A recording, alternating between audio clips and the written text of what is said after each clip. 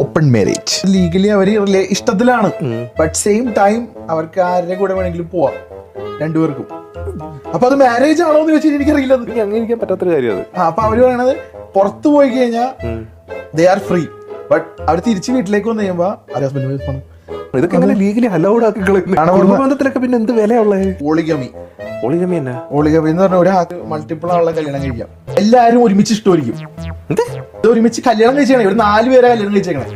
ആ നാട്ടിൽ എന്ന് പറയുമ്പോ പണ്ടത്തെ സെറ്റപ്പ് ഉണ്ടല്ലോ, ഒരാൾക്ക് മൾട്ടിപ്പിൾ ആളുടെ കല്യാണം കഴിക്കാം. പക്ഷെ അത് ഓരോ വീടുകളും ഓരോരോ എല്ലാ സെറ്റപ്പ് സെപ്പറേറ്റ് ആണ്. ഇവരെല്ലാം ഒരേ വീട്ടിലല്ല, എല്ലാരും ഒരുമിച്ച് താമസിക്കണേ. ആണോ?